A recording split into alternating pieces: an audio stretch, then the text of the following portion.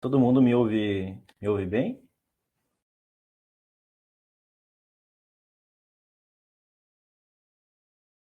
Eu vou compartilhar a tela aqui.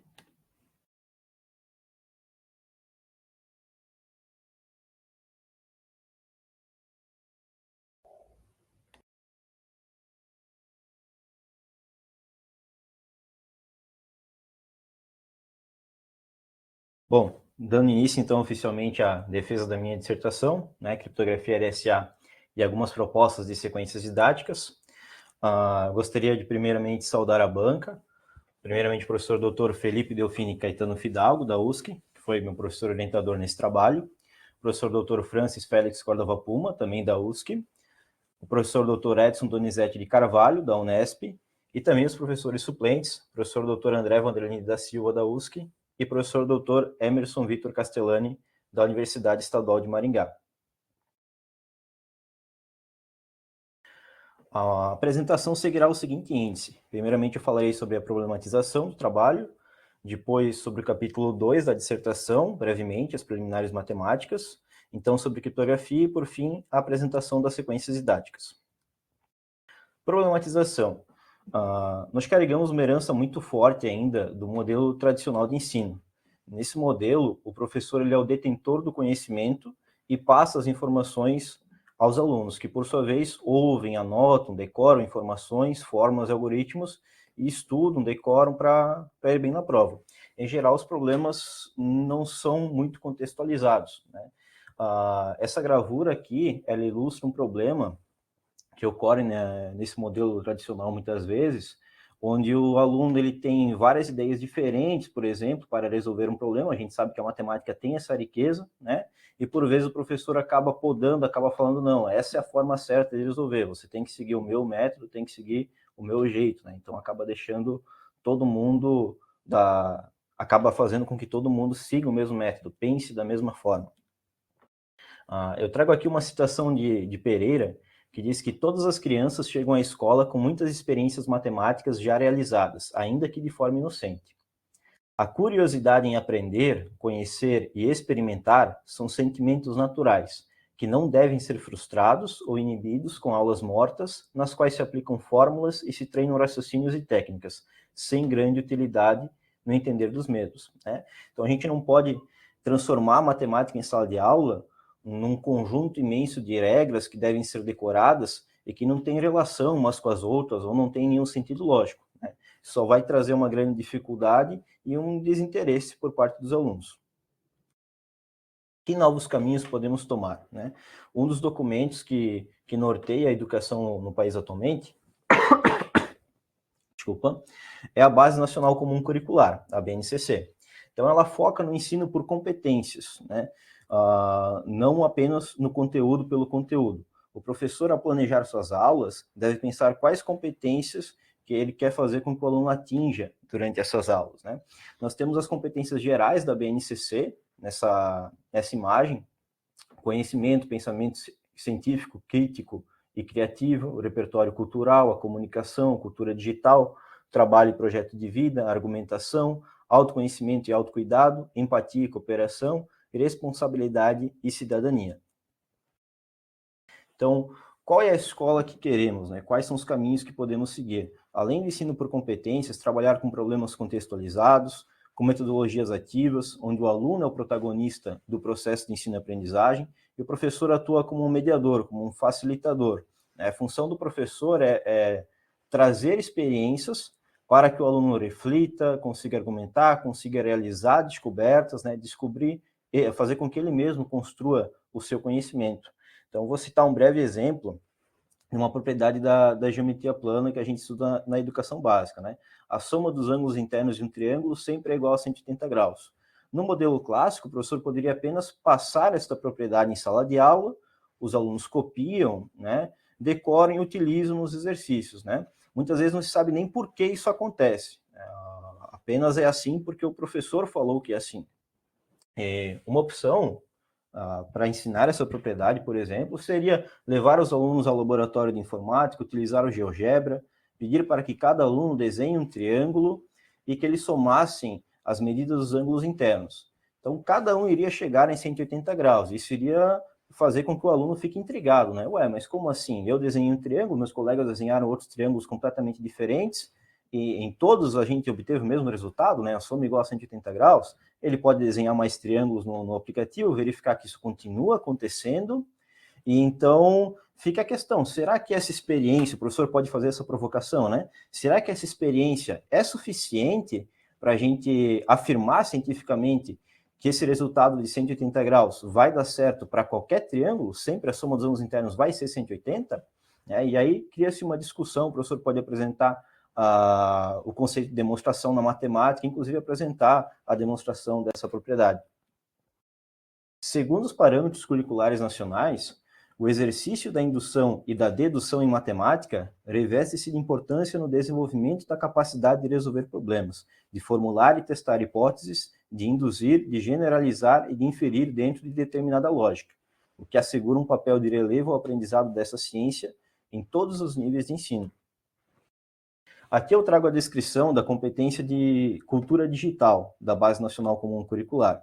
Então, espera-se que o aluno possa compreender, utilizar e criar tecnologias digitais de informação e comunicação de forma crítica, significativa, reflexiva e ética nas diversas práticas sociais, incluindo as escolares, para se comunicar, acessar e disseminar informações, produzir conhecimentos, resolver problemas e exercer protagonismo e autoria na vida pessoal e coletiva. Atualmente, a gente tem várias ferramentas para disseminar essa cultura digital nas escolas, né? Eu cito aqui algumas delas, o GeoGebra, pode se utilizar planilhas eletrônicas, aulas de programação, o PET Colorado, o próprio Kahoot, que não é uma ferramenta da matemática, mas uma ferramenta utilizada para avaliação, pode ser utilizada em vários componentes curriculares, traz a ideia da competição, né, que os jovens geralmente gostam muito. E eu cito aqui como cultura digital ainda, como ferramenta de cultura digital, a própria calculadora, porque ainda há um certo receio no uso da calculadora sob qualquer hipótese em sala de aula. Porque não pode se usar calculadora no Enem, porque não pode, né? Isso tudo faz sentido e é verdade, no entanto, a gente não pode fazer com que o trajeto, o percurso formativo inteiro do aluno em toda a educação básica seja apenas no papel e na caneta, né? Porque fica muito desassociado da realidade. Hoje o mundo está conectado, o aluno tem acesso à tecnologia desde cedo, então, em momentos propícios, de forma significativa, é mais do que necessário utilizar as ferramentas tecnológicas. Bom, diante dessa problemática, o objetivo do trabalho é apresentar algumas propostas de sequências didáticas que possam ser úteis a professores de matemática da educação básica, envolvendo conteúdos de aritmética, inclusive problemas envolvendo conceitos de aritmética modular, trazendo atividades práticas e contextualizadas que visam colocar o aluno no papel de protagonista no processo de ensino-aprendizagem e um cidadão consciente da importância da segurança da informação nos tempos modernos. Após a introdução da dissertação, no capítulo 2 de Preliminares Matemáticas, buscou-se fundamentar a teoria matemática que sustenta a criptografia LSA. Então, inicia-se com uma sessão sobre o conjunto dos números naturais, através dos axiomas de Peano, depois a construção dos números inteiros, a partir dos naturais, por relações de equivalência. Há também uma sessão sobre divisibilidade, sobre o máximo divisor comum e mínimo múltiplo comum, uma sessão sobre números primos, que são o fator-chave no sistema de criptografia LSA, e uma última sessão sobre aritmética modular, que traz resultados extremamente importantes, como o pequeno teorema de Fermat, a função tangente e o teorema de Euler. Sobre criptografia. Com base em Coutinho, a palavra criptografia vem do grego cryptos, que significa secreto, e graphem, que significa escrita. Então, a criptografia pode ser entendida como a arte e ciência de proteger informações por meio da transformação de dados em formatos ilegíveis para aqueles que não são os destinatários legítimos das informações. A criptografia é utilizada já há muito tempo, podemos citar, inclusive, um exemplo de antes de Cristo, no Antigo Império Romano, onde o imperador Júlio César utilizava um sistema criptográfico que ficou conhecido como cifra de César para enviar comunicações às tropas. Então, a cifra de César é um exemplo de cifra de substituição, onde cada letra é substituída por outra. seguindo um certo pulo de casas. Nessa imagem, a gente tem um exemplo efetuando um pulo de 3 casas. Então, o A é criptografado como D, B é criptografado como E, C é criptografado como F, e assim sucessivamente. Nesse modelo, a palavra OBMAP, por exemplo, seria criptografada como essa palavra aqui, né? REPHS. A cifra de César é um exemplo de criptografia de chave simétrica, pois, tendo a mensagem encriptada, se eu descubro como foi realizada a criptografia, eu consigo deduzir a chave para desencriptar, né? Eu consigo fazer o processo para desencriptar a mensagem.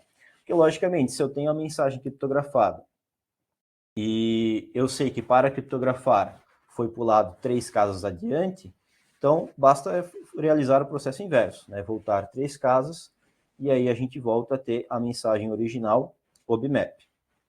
Apenas em 1976 surge o conceito de chave assimétrica. Os pesquisadores Whitfield Diffie e Martin Hellman apresentaram a criptografia assimétrica através do conceito de criptografia de chave pública. Nesse modelo, a chave utilizada para criptografar uma informação não é a mesma chave utilizada para descriptografar. Então, são duas chaves diferentes, uma para realizar a criptografia e outra para descriptografar. Assim, a chave utilizada para criptografar pode se tornar pública, sem ter perda de segurança do modelo. Na chave assimétrica, para transferir uma informação ou algum dado, é utilizada a chave pública do destinatário que irá receber a informação. Apenas esse destinatário possui a chave privada para decodificar a mensagem que foi encriptada com sua chave pública. Ter o conhecimento da chave pública que foi utilizada para criptografar a mensagem não é suficiente para descriptografá-la, né? Então, mesmo que alguém intercepte a mensagem, consiga a mensagem que está encriptada, lógico, e tenha acesso à chave utilizada no processo de criptografia, isso não é suficiente para conseguir descriptografar a mensagem. No entanto, pensar em um modelo de chave assimétrica que seja eficiente, né, que tenha duas chaves diferentes, uma que faça o processo de encriptar e outra que faça o processo de desencriptar, um o processo inverso do outro, e que não é possível deduzir a chave utilizada para desencriptar a partir da chave utilizada para criptografar, não parece ser algo tão simples, não parece ser algo tão fácil de montar, de estabelecer. Apenas um ano depois, os pesquisadores Ron Rivest, Adi Shamir e Leonard Adleman apresentam o modelo de criptografia RSA, que leva as iniciais de seus nomes. Esse sistema de criptografia utiliza a chave pública N, formada pela multiplicação de dois números primos, P e Q. Então, o número N faz parte da chave pública e os primos P e Q fazem parte da chave privada. Suponha que alguém consiga interceptar uma mensagem e, além de ter a mensagem criptografada, ele saiba o valor de N, já que é uma chave pública. Alguém poderia pensar que esse sistema é extremamente fraco, porque para descriptografar a mensagem, bastaria fatorar N, né, decompor N em fatores primos, aí eu saberia os valores de P e Q da chave privada, que constituem a chave de desencriptar, e conseguiria desencriptar a mensagem. No entanto, a chave desse sistema se baseia no fato de que os valores dos primos P e Q utilizados são da ordem de centenas ou até mesmo milhares de dígitos. Então, eu pego um número primo P com centenas de dígitos, um número primo Q também com centenas de dígitos, e multiplico os dois, obtendo um valor N maior ainda, né? E aí, descobrir a fatoração, ou descobrir os valores de P e Q a partir de N, é um processo extremamente difícil, mesmo no sentido computacional. No início da implantação do sistema, estimava-se que a quebra de um código RSA poderia levar, inclusive, milhões de anos. Estamos chegando na nova era da computação quântica e fica um ponto de interrogação na criptografia RSA. É lógico que nos últimos anos tem se feito muita pesquisa em cima de criptografia, existem outros modelos criptográficos, modelo de curvas elípticas, entre outros, e é um estudo que vai avançar provavelmente muito agora em diante, principalmente devido a essa ascensão aqui, essa chegada da computação quântica.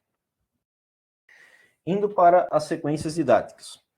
A primeira proposta de sequência didática fala sobre conceitos de aritmética modular e divisão euclidiana através da resolução de problemas.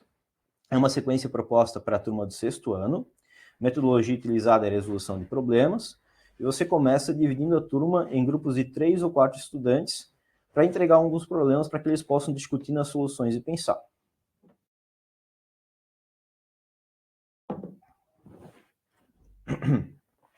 Eu trago aqui os problemas propostos.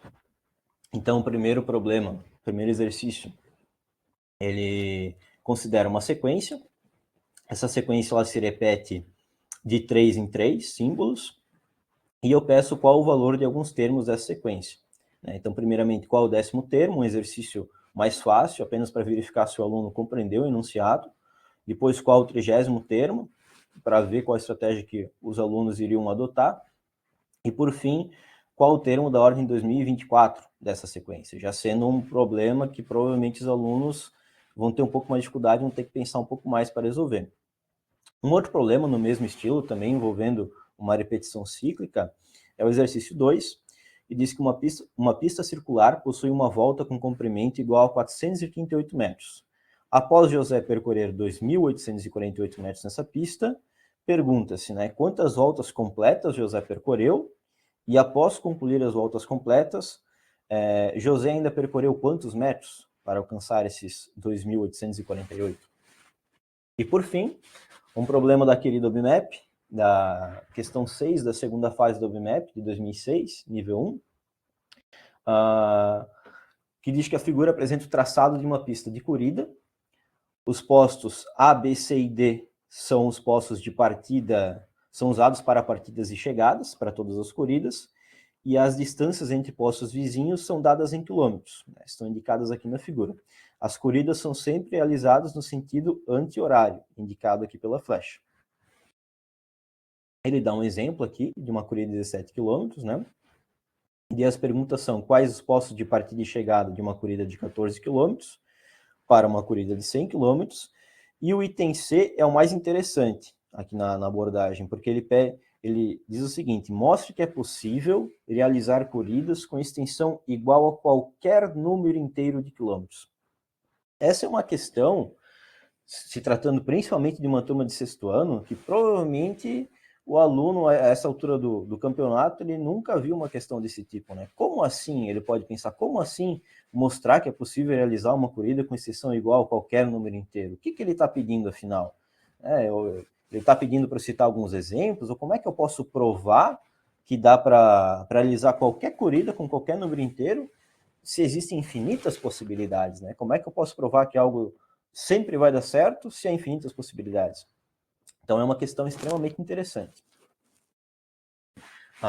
No processo de resolução dos exercícios, eu coloquei aqui aproximadamente 40 minutos. Claro que isso é flexível, Vai de acordo com a turma. O professor observa os grupos e a interação entre os membros, como é que eles estão argumentando, qual é a argumentação lógica em cima da resolução dos exercícios, estão conseguindo conversar de forma respeitosa, escutar os colegas, debater de forma respeitosa. Ele realiza apontamentos e ou provocações de acordo com o que observa, se for necessário. Então, pode interagir também um pouco, a princípio deixa os alunos pensarem, mas realiza apontamentos e algumas provocações se sentir necessário, se for agregar. Depois eu reservei um tempo de aproximadamente 45 minutos para a correção dos problemas. É importante citar aqui que a aula de correção dos problemas, de correção dos exercícios, não pode ser um espaço onde o professor apenas apresenta soluções, Muito menos no sentido de mostrar a solução correta, Essa é a solução correta, é o jeito certo de resolver. É importante que haja uma discussão onde as equipes apresentam suas ideias, suas soluções, e o professor analisa-as juntamente com a turma, Então, se os alunos apresentam uma variedade de soluções, sempre é importante discutir para ver se de fato há sentido lógico na solução que foi apresentada pelos alunos, Por vezes pode ocorrer do aluno chegar na resposta final correta, mas o processo não fazer sentido, não ter lógica. Então, sempre é importante analisar qual foi o raciocínio. O raciocínio sempre é mais importante do que o resultado final. É importante que o professor saiba valorizar as soluções apresentadas e, se necessário, provocar a turma a encontrar outras formas de resolver o problema, formas mais espertas, formas mais curtas, se haver a necessidade. Eu vou apresentar aqui brevemente a solução desses exercícios para mostrar alguns apontamentos que podem surgir, algumas soluções que os alunos podem ter ou que o professor também pode apresentar na hora da solução. Então, no problema da sequência, quando ele pede qual o 10º termo da sequência, é um exercício, como eu já mencionei, para verificar se o aluno compreendeu de fato o enunciado. Afinal, já é mostrado no próprio enunciado 9 símbolos dessa sequência, e, portanto, o 10º termo seria o próximo, né? Basta seguir o padrão e a gente vai ter o percentual. É um exercício importante porque, por vezes, se o professor monta uma lista de exercício apenas com problemas de nível médio ou um pouco mais complexo, e o aluno não consegue resolver nenhum exercício, fica a dúvida, né? Afinal, ele não conseguiu resolver o exercício porque é um exercício muito difícil, ou onde é que está a dificuldade, o que ele não está conseguindo fazer. Então, a avaliação sempre é nesse sentido, de identificar o que o aluno está conseguindo, não está conseguindo, para poder replanejar suas aulas e fazer com que ele adquira as habilidades e competências propostas. Por vezes, o aluno pode não resolver um exercício mediano ou difícil, porque ele sequer compreendeu o enunciado. Então, sempre é bom, em alguns exercícios, colocar exercícios mais simples para verificar se ele teve essa compreensão. Depois, qual o 30º termo da sequência? Aqui, a gente pode ter a ideia de, a partir da análise de que a sequência ela se repete de 3 em 3 símbolos, eu poderia pensar que para escrever 30 termos dessa sequência, eu escreveria 10 vezes esse bloco, com 3 termos, né? Com 3 símbolos. Então, escrever 30 termos da sequência é igual a escrever 10 vezes esse bloco de 3 termos. Afinal, ele sempre se repete a partir desse bloco, sempre se repete de 3 em 3. Dessa forma, escrevendo 10 vezes esse bloco, o último termo seria este E. Por fim, qual o termo de ordem 2024 da sequência? Esse é um padrão muito utilizado nas Olimpíadas também. Particularmente, eu gosto de adotar em sala de aula, sempre colocar problemas envolvendo o ano vigente, né? Principalmente quando são problemas com sequência. Isso deixa os alunos também, por que o professor sempre usa esses números grandes, né? Por fim, aqui, o aluno ele poderia ter o mesmo raciocínio, né? Quantas vezes eu tenho que escrever o bloco, né, o nosso módulo de repetição aqui, quantas vezes eu tenho que escrever esse bloco para obter um total de 2024 termos? Ou seja, 3 vezes o que é igual a 2024? E aí, se ele for fazendo alguns testes, ele vai verificar que 2024 não é múltiplo de 3, né? No entanto, se ele faz 3 vezes 674, ele chega em 2022, que é muito próximo. E aí basta acrescentar 2 unidades que a gente chega no 2024. O que isso significa? É importante que eu não consiga interpretar esse cálculo. Significa que para escrever 2024 termos da minha sequência, isso é equivalente a escrever 674 vezes este bloco aqui de 3 símbolos. Afinal, se eu escrevo 674 vezes este bloco, eu obtenho 2022 termos. E depois basta acrescentar mais 2 termos para chegar nos 2024. Assim, o último termo, nesse caso, é o asterisco. Outra tarefa interessante, que pode ser abordado a partir desse exercício, é o professor pedir para os alunos resolverem esse mesmo tipo de problema com outros valores, com outros termos, né? Principalmente se o professor verificou que a turma, a princípio, não tinha conseguido resolver, apresentou a ideia, juntamente com a turma, foi construindo o conceito, e daí ele pode colocar outros valores grandes também para que os alunos pratiquem, né? E verificar se, de fato, eles compreenderam a resolução da questão. Uma outra ideia também desse exercício, acabei me esquecendo, uma outra ideia seria pegar e efetuar a divisão. Afinal, eu posso pensar em pegar os 2024 termos dessa sequência e dividir em blocos de 3 em 3, em pedaços de 3 em 3. Né? Ao efetuar essa divisão, eu chego no quociente de 674 e no resto, que é 2. Isso significa o quê? Isso significa que, a partir do fato, né, de que o dividendo é igual a divisor vezes quociente mais o resto, isso significa que 2024 é igual a 3 vezes 664 mais 2. E a partir disso, é importante que o aluno saiba interpretar esta conta a partir da questão e a gente chega no mesmo raciocínio. Né? Os 2024 termos correspondem a 674 blocos de 3 símbolos cada, com mais 2 símbolos no final. Né? E daí você chega no mesmo resultado. É um tipo de problema interessante, porque principalmente no sexto ano, geralmente o aluno acha apenas que esse aqui é o valor que importa, né? Esse é o resultado da conta, é ele que importa.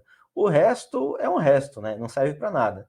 E nesse tipo de problema com ciclos de repetição, o resto muitas vezes é muito mais importante do que o próprio quociente. Inclusive, o professor pode tentar fazer algumas generalizações aqui com a turma, né?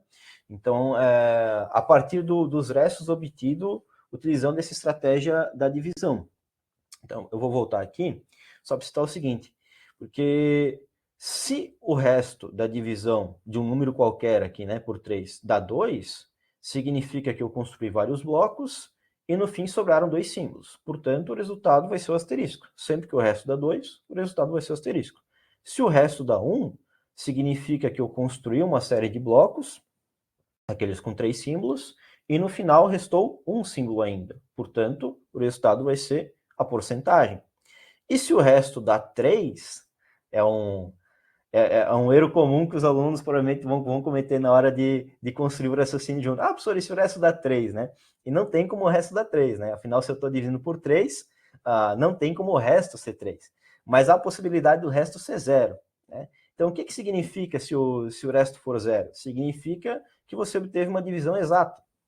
Logo, a quantidade de termos corresponde a uma quantia exata de blocos. Você colocou uma quantidade exata de blocos, inteira de blocos, sem sobrar nenhum símbolo a mais. Se você colocou uma quantidade inteira de blocos sem sobrar nenhum símbolo, logicamente o símbolo final foi a letra E.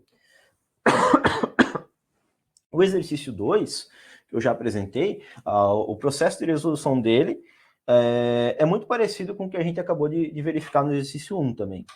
Porque aqui eu posso pensar em pegar os 2.848 metros da pista e dividir em pedaços em voltas de 438 metros cada. Né? Ao efetuar essa divisão, eu chego no quociente 6 e no resto 220. O que isso significa? Isso significa que os 2.848 metros da pista correspondem a 6 voltas de 438 metros, 6 voltas completas de 438 metros, mais 220 metros. E, portanto, eu consigo responder com essa simples conta, com esse simples entendimento, as duas questões, né? Quantas voltas completas José percorreu? Um total de 6 voltas. Foram 6 voltas de 438 metros, e no final, para completar os 2.848 metros, José ainda percorreu 220 metros. Esses dois problemas, esses dois exercícios apresentados, são interessantes no sentido de que o foco não pode ser apenas em ensinar a divisão ou o algoritmo da divisão, melhor dizendo. Né? O processo, o famoso arme e efetue, que era muito falado antigamente. Né? Então, divisão ela é um dos conteúdos do sexto ano, as 4 operações básicas, mas o foco no ensino da matemática não é apenas, aliás, está muito longe disso, né? Não é apenas efetuar contas. Né? Então, muitas vezes o processo de ensino na escola fica muito focado apenas nas contas. Você decora um processo, decora um algoritmo. Se o aluno sabe resolver as contas, está ótimo, ele sabe matemática. E, na verdade, não é nada disso. É importante que o aluno, que você apresente ao aluno toda a potencialidade dessas operações na resolução de problemas. Provavelmente, se o aluno visse um exercício desse, a primeira vez que o aluno vê um exercício desse, ou ainda mais um exercício como o exercício 1 apresentado de sequências, dificilmente ele ia pensar que eu posso resolver um exercício desse utilizando uma conta de divisão. Por fim, o problema do map, né? A figura apresenta o traçado de uma pista de corrida, os postos A, B, C e D são usados para partidas e chegadas de todas as corridas, e as distâncias são representadas em quilômetros, né? Então, a primeira pergunta, quais são os postos de partida e chegada de uma corrida de 14 quilômetros? Bom, primeiramente vamos verificar que a volta possui um total de 13 quilômetros, né? Uma volta completa corresponde a 13 quilômetros. Basta efetuar a soma aqui para verificar que a volta corresponde a 13 quilômetros. Logo, se eu quero andar 14 quilômetros, eu tenho que percorrer um total de uma volta inteira mais 1 quilômetro. Logo, a partida deve ser feita em A e a chegada deve ser feita em B, né? Os 14 quilômetros correspondem a uma volta mais 1 quilômetro. E para uma corrida de 100 km, quais são esses postos? Então, novamente, o mesmo padrão, começando com um valor um pouco menor, para verificar se ele compreendeu o enunciado, e depois indo para um valor um pouco maior. Aqui eu poderia utilizar a mesma estratégia apresentada no exercício 2. E é importante que o professor também faça essa verificação, né? Se os alunos, a maioria dos alunos não conseguiu resolver, por exemplo, o exercício 2, tiveram dificuldade. Nós já discutimos agora sobre o exercício, construímos junto a solução dele. Eu posso pedir para que os alunos novamente se debrucem, por exemplo, nesse item B, já que uma estratégia de solução é muito parecida com a que já foi apresentada. Então, aqui, pegando 100 km e dividindo em pedaços em voltas de 13 km, eu obtenho o quociente 7 e resto 9. Logo, os 100 km correspondem a 7 vezes 13 km, 7 voltas completas, mais 9 km. Assim, eu tenho que pensar como organizar o posto de partida e chegada para percorrer um total de 9 km. Então, basta iniciar em A, dar um total de 7 voltas completas, e depois ir ainda até o posto D. Com isso, enfim, o personagem do problema, do exercício, dá 7 voltas completas e depois percorre ainda uma distância de 9 km aqui de A até D. E por fim, o exercício que provavelmente seria o mais difícil, ou ouso até dizer o mais estranho da lista, diz, a princípio, né, para um sexto ano, mostre que é possível realizar corridas com extensão igual a qualquer número inteiro de quilômetros. Então, apesar da gente não conseguir provar que é possível realizar a corrida com qualquer extensão apenas fazendo testes, uma estratégia interessante seria iniciar a fazer testes para conhecer mais o problema, para ver se talvez a gente não encontre um erro, uma falha, ou como que o problema se comporta. Eu organizei aqui uma tabela, e a gente pode perceber aqui nessa tabela, no caso dos 13 quilômetros, que é a volta completa, eu coloquei A e A, mas poderia ser qualquer posto de partida e chegada, desde que fosse o mesmo, né? P e B, C e C, e assim por diante. Então, eu organizei as corridas aqui de 1 km, 2 km, todas elas têm solução, posto de partida e de chegada. E se o aluno fizer isso, ele pode perceber um padrão aqui, né? A corrida de 14 km é organizada, quando eu digo organizada, eu me refiro ao posto de partida e de chegada, né? Da mesma forma que a corrida de 1 km. A de 15, da mesma forma que a de 2. A de 16, da mesma forma que a de 3. Nós, da matemática, já identificamos que é porque 14 é congruente a 1 módulo 13, 15 é congruente a 2, 16 é congruente a 3, né? E como é que eu chego, então, à conclusão de que eu posso realizar qualquer tipo de corrida, né? Poderia argumentar, professor, essa sequência aqui sempre vai se repetir. Mas será que é verdade, né? O fato é que eu já provei que há solução para um número menor do que 13 quilômetros. Se eu tiver uma quantia maior do que 13 quilômetros, isso consiste em andar um certo número de voltas completas e depois vai restar um valor menor do que 13 km, porque se eu estou dividindo o meu trecho em voltas de 13 km, se eu estou efetuando uma divisão por 13, o resto, né, a quantia que sobra, é menor do que 13. Se for maior, a divisão está errada e você consegue dar algumas voltas a mais, né, até restar um valor menor do que 13. Então, para qualquer número inteiro, no final sempre resta um valor menor do que 13. E como eu já mostrei que há solução para valores menores do que 13, o problema está resolvido, né, a partir dessa ideia. Aqui é como se a gente tivesse um sistema completo de resíduos, módulo 13, né, do 1 até o 13 km. A próxima sequência didática, também do sexto ano, com duração de 2 aulas, é uma proposta um pouco dinâmica, você separa a turma em 5 grupos e apresenta a proposta para eles, que é tentar definir uma forma de encaminhar mensagens entre os integrantes do grupo, de forma com que se alguém de outro grupo intercepte a mensagem, ele não compreenda o significado da mesma. Então, eles têm que pensar numa estratégia para se comunicar com mensagens escritas de forma com que se alguém pegue o cartãozinho com a mensagem, ele não consiga entender. E aí, deixa eles pensar no que eles poderiam fazer e observe se alguma equipe pensou talvez em elaborar uma cifra de substituição ou alguma outra ideia interessante.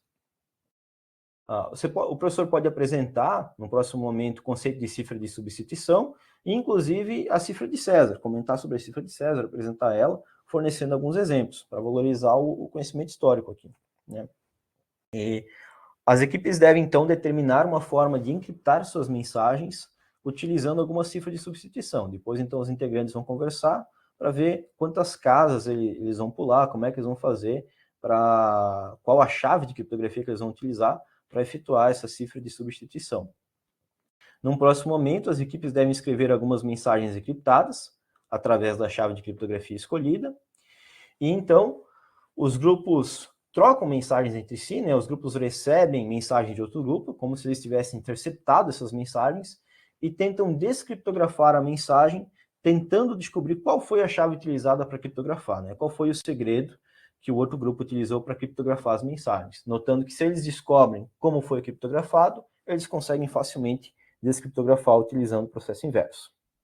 Num último momento, o professor pode conversar com os alunos sobre o nível de segurança desse modelo de criptografia e as estratégias utilizadas pelos alunos para tentar desencriptar as mensagens. Se eles foram por tentativa e erro, se eles tentaram analisar uma frequência de letras, se a mensagem é muito grande, né? Ver qual que é a letra que aparece mais, pensar, isso aqui provavelmente é uma vogal, pode ser o A, e assim por diante. Trazer esse tipo de raciocínio, até mesmo na discussão, é extremamente importante.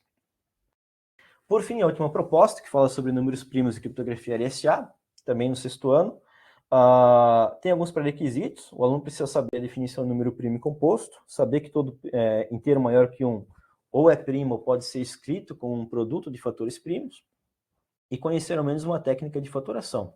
A ideia aqui é fazer uma competição, por isso a separação em grupos de 4 ou 5 alunos. Cada grupo vai receber uma tabela com os números primos até 100. Na primeira etapa, o professor pode escrever um número, por exemplo, no quadro, e as equipes tentam descobrir a fatoração desse número em primos. O professor estipula o tempo de resolução para cada número, né? Se for um número mais complicado, pode dar um tempo menor, se for um valor muito fácil, um tempo menor, e assim por diante. A equipe que encontrar a fatoração escreve na folha de resolução, levanta a mão para indicar que terminou a tarefa e vira a folha.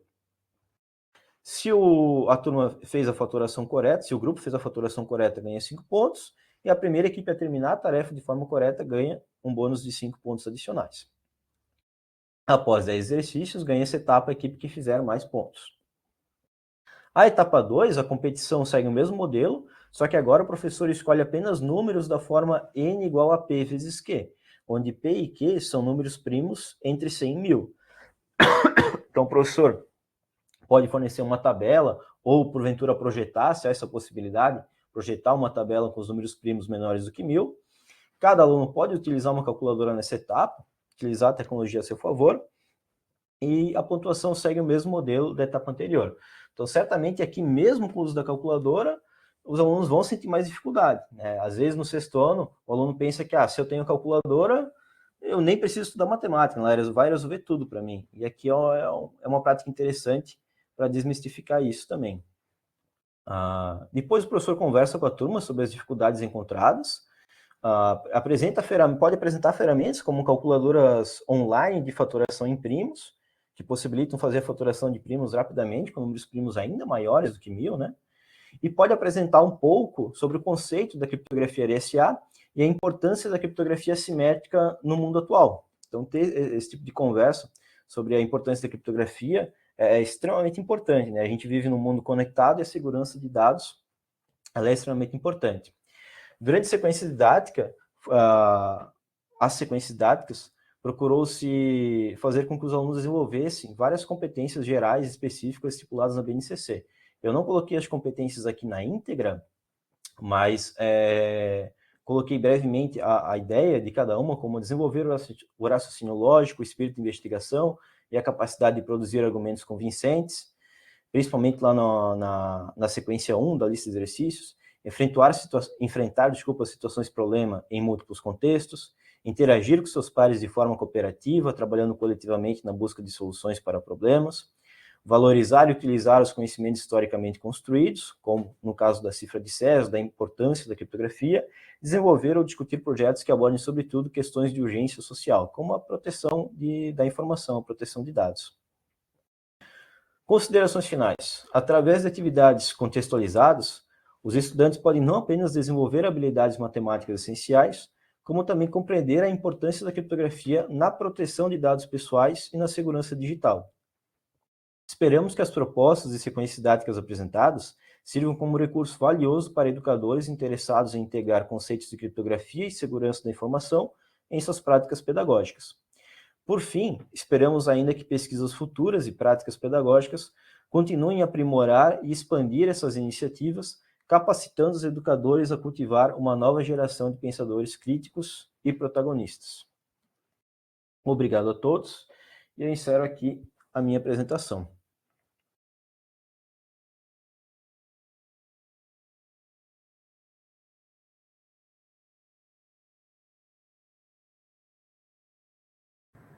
Pode deixar os slides, Michel. Parabéns aí pela sua apresentação.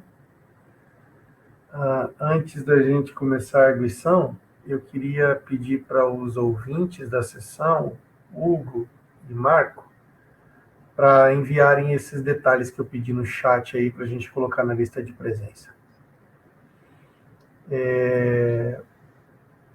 Queria parabenizar o Michel pela apresentação, muito clara, muito objetiva, né? Isso é bacana e muito propositivo. Eu queria começar, então, a arguição da defesa com o professor Francis, me pediu para ser o primeiro, devido a uma reunião que ele tem na sequência. Então, professor Francis, o candidato é teu. E, Michel, não te preocupes em tomar nota nesse momento, porque eu estou tomando nota e o vídeo está gravando, tá? Então, depois a gente pode assistir e pegar essas informações depois. Professor Francis. Ok, boa tarde a todos. Espero que estejam me ouvindo razoavelmente bem, certo? Eu vou agradecer tanto ao Felipe como a Michel pelo convite de participar como banca deste trabalho, que está relacionado a muitas propriedades, né, da teoria dos números e outras que se encontram, né, muito comumente nas escolas e no ensino. E muito bem explicado o que você relatou. Eu gostei da sequência didática. Se antes de começar a minha contribuição, arguição ou comentários, eu não sei se você poderia, para contextualizar minha participação, colocar os objetivos da dissertação, né? Vou começar por ali. Se não está na apresentação, né, os objetivos, que é a primeira parte, né, quando você... Eu vou organizar aqui. Uhum. E depois a gente vai avançando aos poucos. Uhum. Isso, né? Então, cada vez que eu faço um comentário, você pode complementar, sinta-se à vontade, tá? Não precisa esperar até que eu termine, né, com todas minhas perguntas. Então, eu gostei muito da apresentação, porque aqui o objetivo, né, é apresentar sequências didáticas e vocês apresentam elas, com bastante tempo, dedicação, e no trabalho também eu percebi isso, né.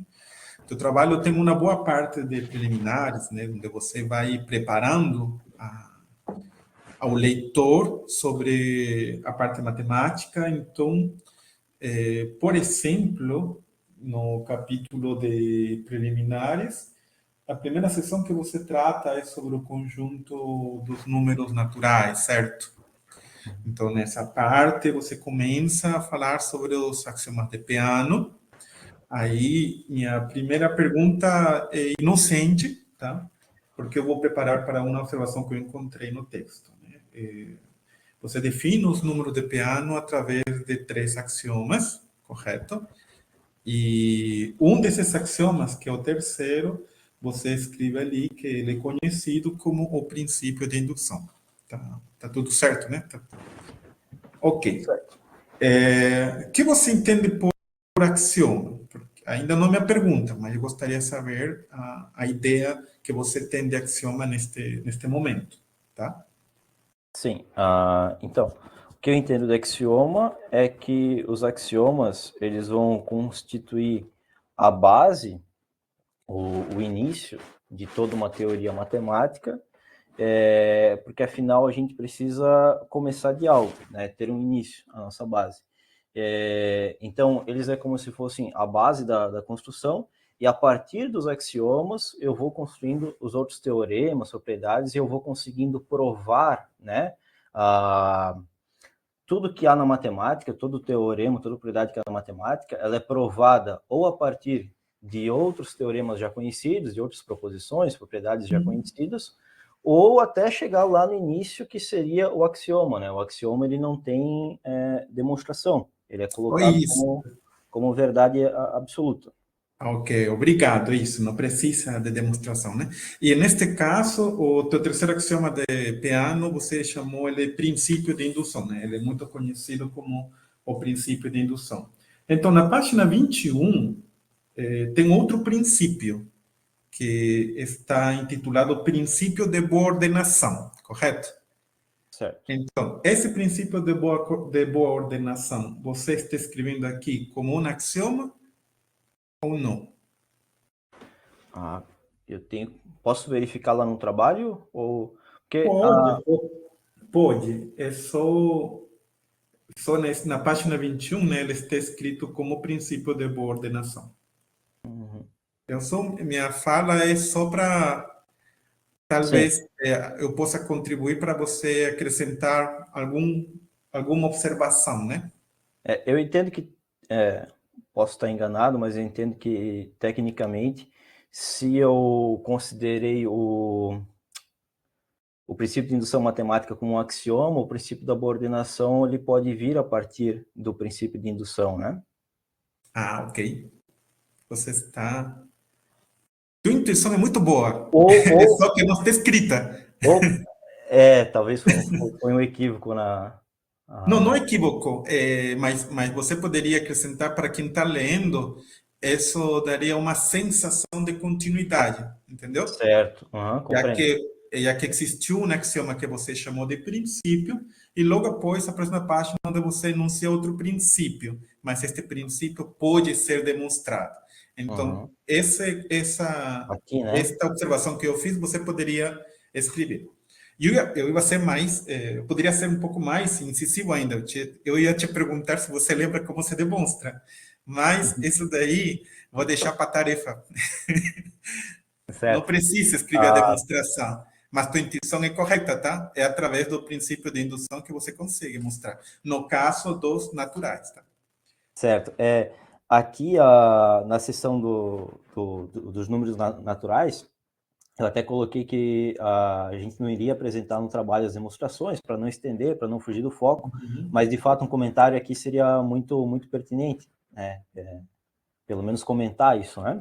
Para que não haja confusão, não se pense que isso aqui também pode ser considerado como axioma e tal. Então, eu agradeço a contribuição, professor. Tranquilo. Eu vou retroceder na página 20, quando você faz a lei de corte, eu quero que você dê um olhar, um olhar, esse Nos também é inteiros, rapidinho, é nos rapidinho, inteiros ou nos naturais, professor? números naturais, Nos é na naturais. página 20. Essa lista ali Aqui. é aquela lista. Aí tem uma Aqui. na Certo. lei do corte, né? Aí você tem a lei de corte para o produto, e eu acredito que aí você tem que colocar que esse M não pode ser zero. Certo. Acredito, não sei. Aí você Tem vai, sim, sim. tá? E assim, o que estava aí lendo da parte matemática, sabe? tem quase nada de erro, quase todo está seguindo o padrão que os textos, né? Como você falou, você pegou uma referência muito bem citada no início, então todo mundo entende que pode ir na referência e verificar, né, os resultados e tal. Mas você contribuiu esclarecendo muitas demonstrações, tá? Isso foi que a leitura seja bem fluida, ok?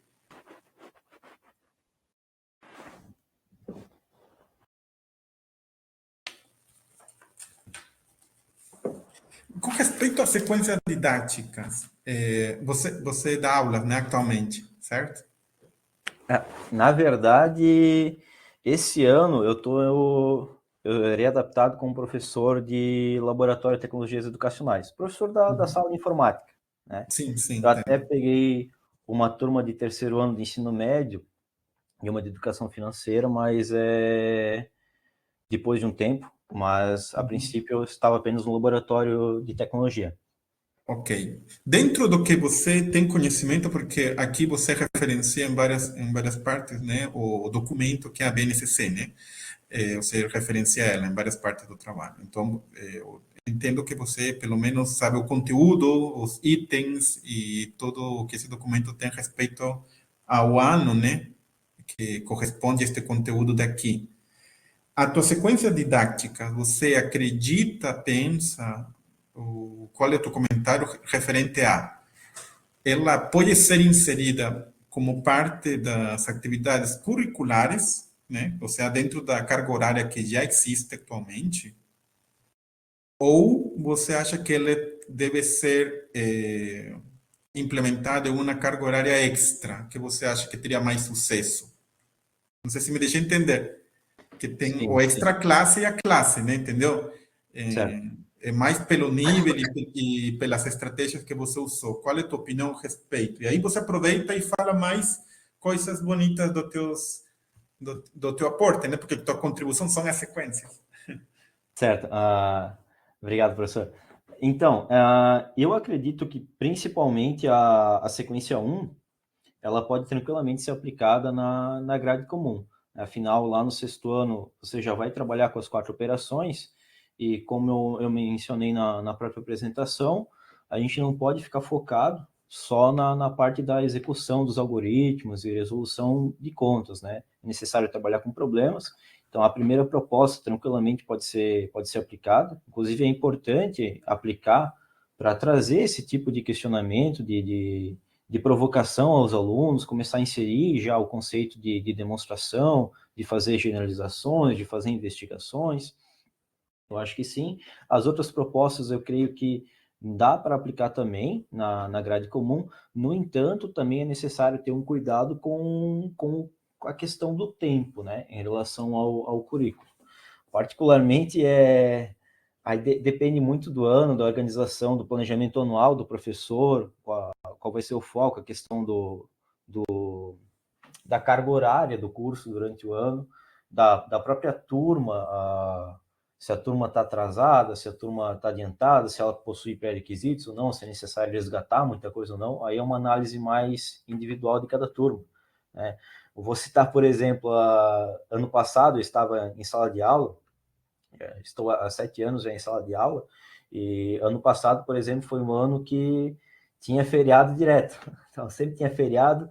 Então, eu passei por situações, às vezes, onde eu ficava um mês inteiro, isso que eu sou professor de matemática, que é uma das matérias que mais tem aulas semanais, né? São 4 aulas semanais no ensino fundamental, aqui na rede estadual de Santa Catarina. Tinha vezes que eu cheguei a ficar um mês inteiro sem dar uma aula de matemática, efetivamente, em alguma turma, porque os dias que eu dava aula caíram em feriados, depois um outro dia, porventura, pode ter uma viagem de estudo, uma palestra, que também são interessantes, né? Mas que aí o professor tem que saber se replanejar para não pegar os conteúdos e trabalhar de forma muito extensiva e acabar não conseguindo. Eu não digo vencer os conteúdos, né? Os professores às vezes ficam muito preocupados com essa parte de conseguir vencer o conteúdo, passar todo o conteúdo. É importante, mas mais importante do que passar todo o conteúdo é a forma como você passa.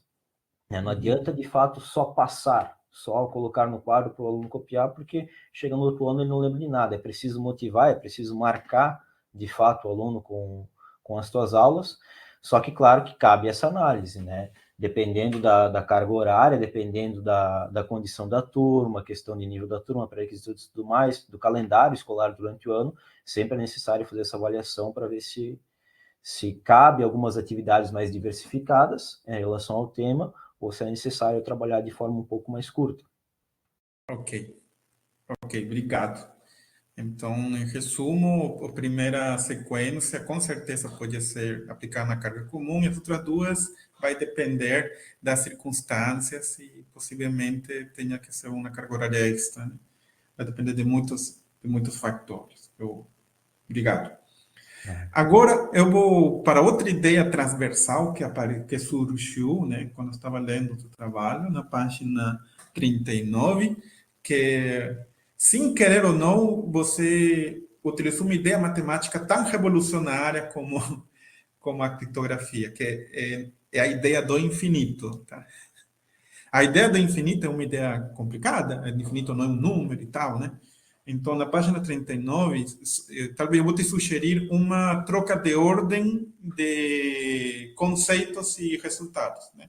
E tudo por causa dessa notação, mas aí é para que você e o Felipe pensem se vale a pena, né? Também não é exigente, porque eu sei que o livro padrão segue essa ordem. Ele primeiro utiliza essa notação do produtório, tá?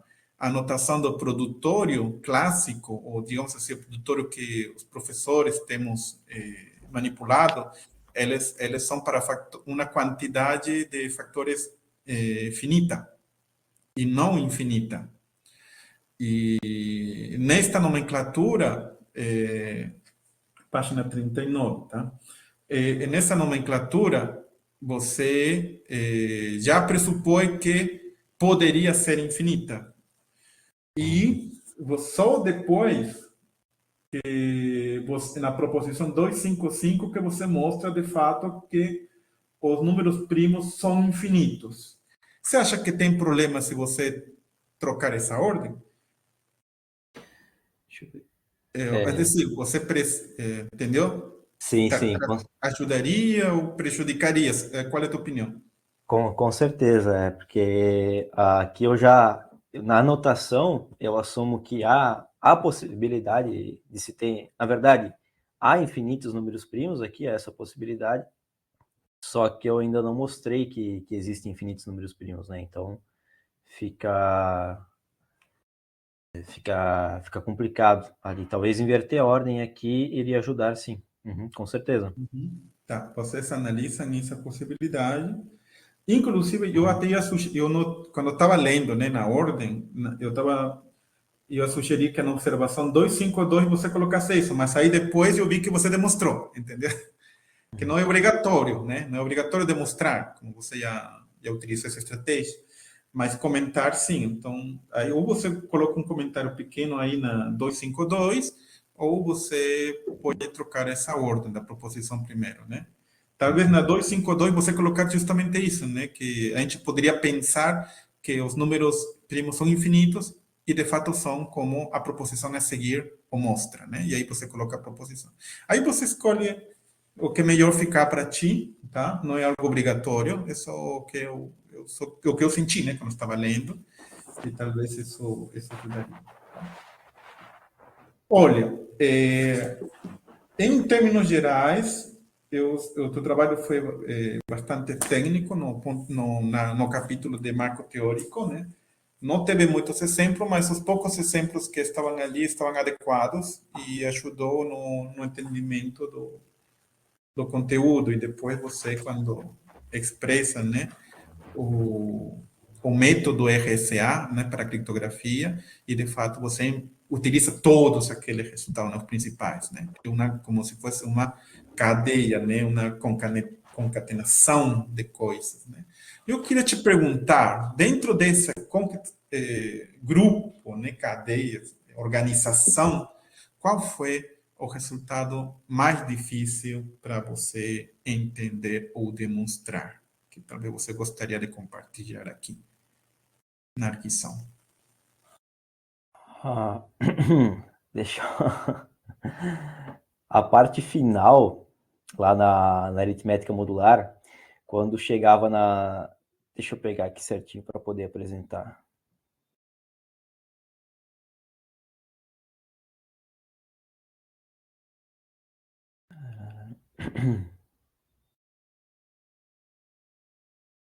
Não teve uma em específica, sabe? Mas essas proposições aqui no final, que chegam na função totiente e que chegam no teorema de Euler, eu tive que me dedicar um pouco mais. Porque, na verdade, assim, eu não que eu conheço profundamente, mas eu já conheço um pouco sobre criptografia RSA desde o fundamental. Eu tive a oportunidade de participar do PIC, Programa de Iniciação Científica Júnior, da UBMAP, né?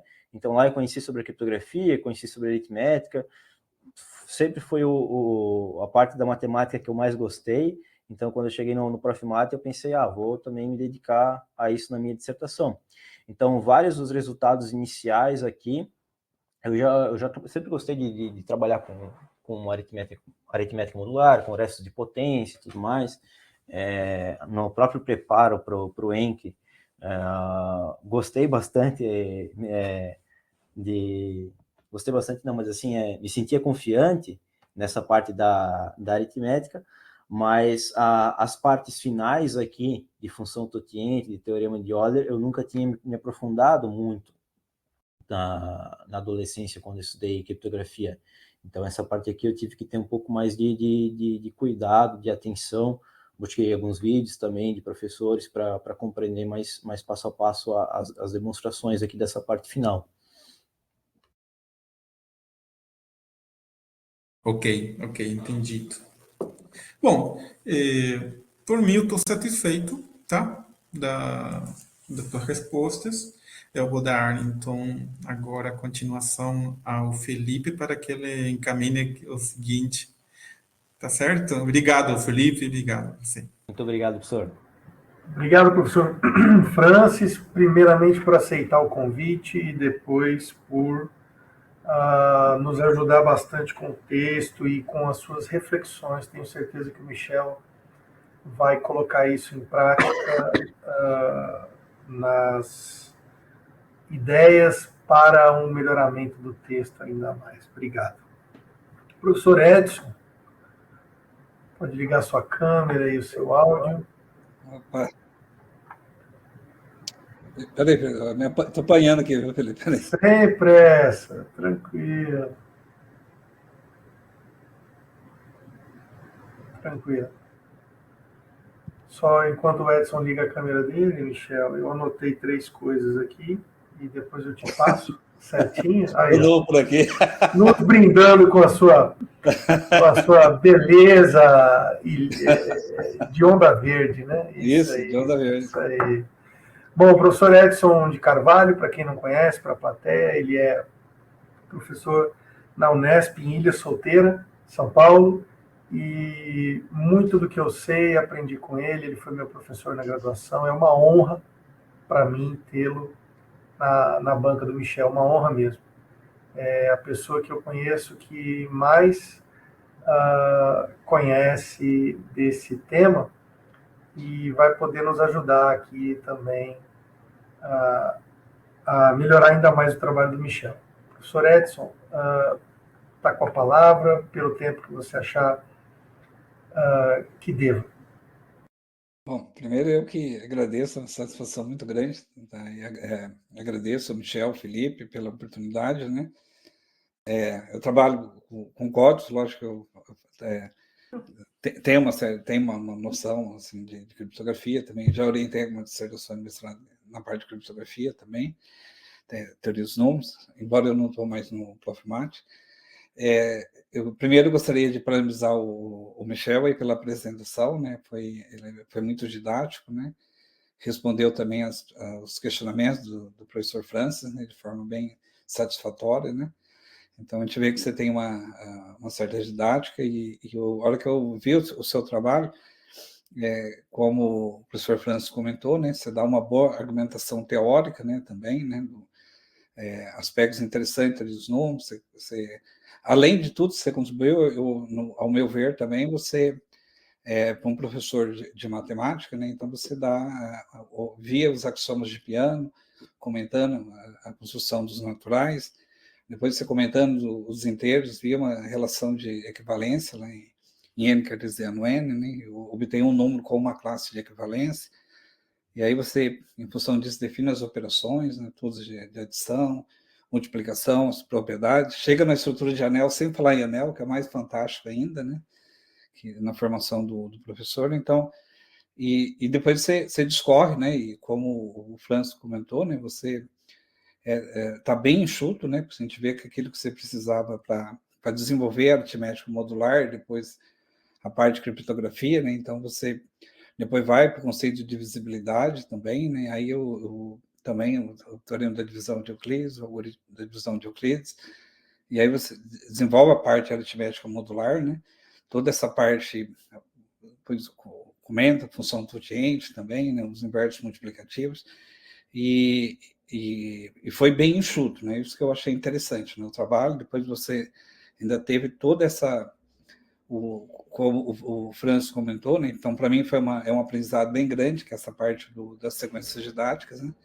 Que eu gostei muito, né? E, lógico que a gente que trabalha com teorias NUM, quando a gente fala em aritmética modular, eu até sei que ele tem a ver com problemas de ciclos, né? Então, problemas de ciclo é um bom modelo matemático se você usar aritmética modular. Mas eu achei, assim, bem interessante mesmo, tá?